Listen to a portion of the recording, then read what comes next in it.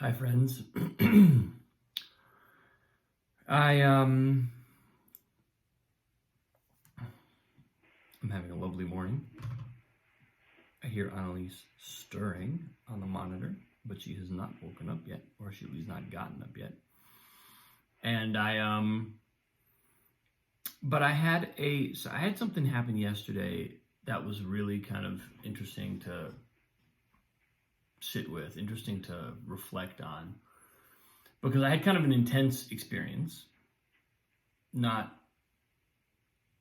intense in any I don't know, overly dramatic way, just to kind of got into a conversation where it was clear I was not connecting with the other person, and and it was like, strictly from my point of view, I noticed myself getting hooked. The conversation took way too long, chewed up a good portion of my morning, and resulted in no real progress. I asked myself, I caught it sort of while I was in the middle of it, but I didn't manage to actually extricate myself very well. But afterwards, I was reflecting on, well, how did that happen? How did I get so hooked? This is something that's happened before. It's a familiar place to be. So how did I let it kind of like get its hooks into me again? This need to be kind of in this conflict, and it reminded me of what I spoke about a couple days ago on the post, where I was talking about how if we are helping someone out of a need, if there's any element of, we're kind of putting our own problems aside in order to help them, or using their need as an escape from our own predicaments, and then kind of investing in their healing, or their in helping them, but at the same time kind of like giving ourselves an out on maybe some of our own stuff. It kind of perverts the incentives there, because now all of a sudden we have an incentive to have them have a problem, because helping them gives us a way out of our own problems, but not a healthy way out. It gives us a way of like not facing them. And that kind of came, this is a little bit of a side note conversation, but it's related to the thing I mentioned, because out of thinking about that, I was like, oh yeah, you can really just distill that down to, we need to be needed, on some level. That help, which is obviously well-intentioned, and probably in some cases it's even effective, but it's kind of skewed. And so now they're awake. They're actually, I hear actual movement.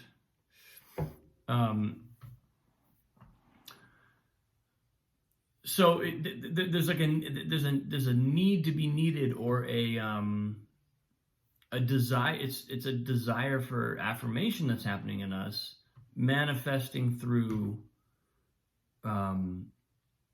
our offering help. And again, this is the kind of thing where it's like, you want to be really gentle with assessing this in ourselves, and judging it. We want to be really gentle about how we kind of judge that,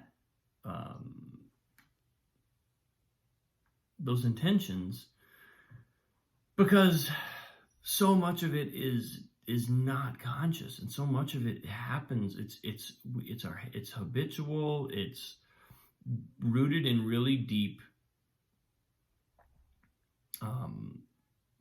patterns, and potentially really powerful emotions within us. So then what was showing up for me yesterday was, I had literally just done a post a couple days ago about how when a powerful emotion, when I'm in a teaching situation with a student, and a powerful emotion hits me and I feel something on the inside,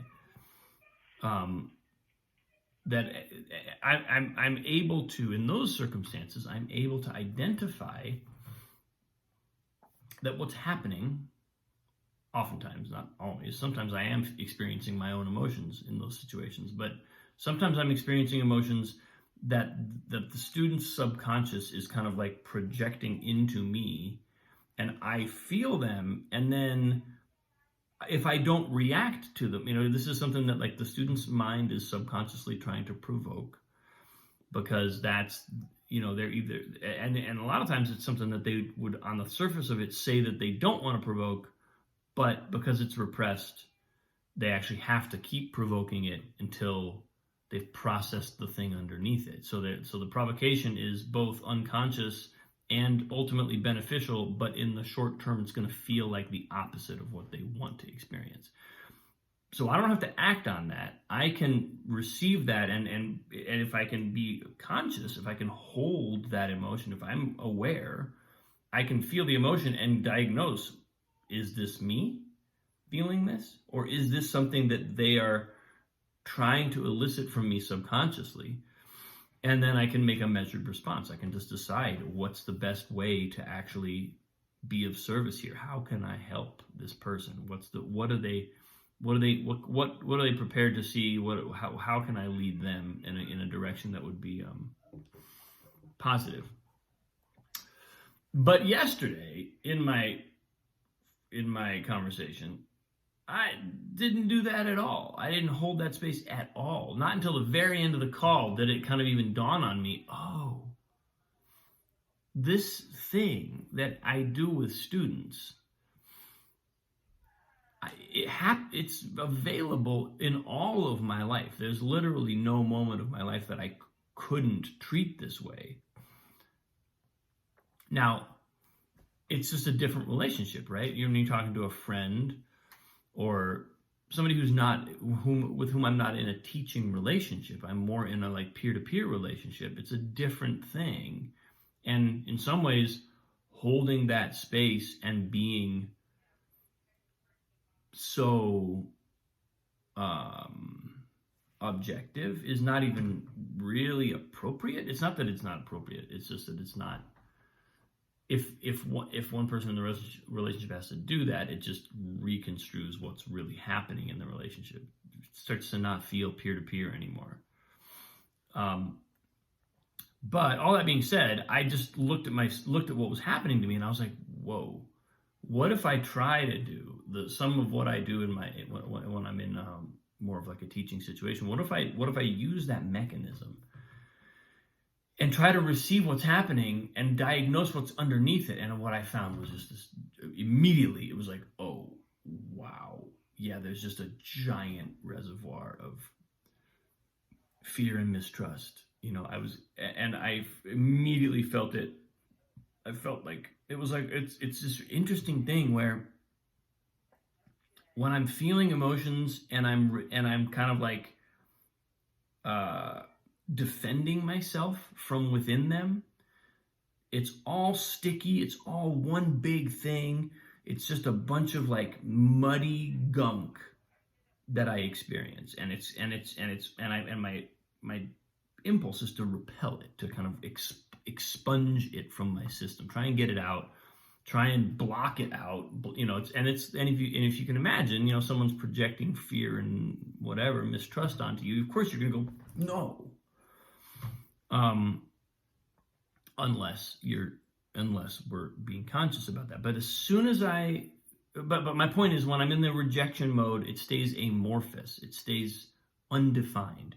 As soon as I let myself hear for a moment, instead of being like, I, Robin, need to make this person either understand me or I need to make them wrong. I need to show them why they're wrong. I need to like block back this tidal wave of whatever they're throwing at me. As soon as I was able to stop being in that mode, that defensive mode, it was like the energy and the emotion it was like it was like I had a spreadsheet in front of me. All of a sudden it was like itemized, and I could feel subtle differences between what was in there. It was a combination of things. It was almost like a recipe. It was like, oh, it became defined. And because when I'm in rejection mode, I'm not looking for that kind of detail. I'm not really interested in what's actually there. But when I can get out of that defensive mode, when I can stop, when I can realize that the powerful feelings I'm feeling are not actually about me, and that what I'm doing is unconsciously playing into a feedback loop that someone else is kind of provoking subconsciously, then I can get clear. Then I can start to see, I can take it and go, oh wait, yeah. Now that I know this, why would I throw this back in their face? Why would I?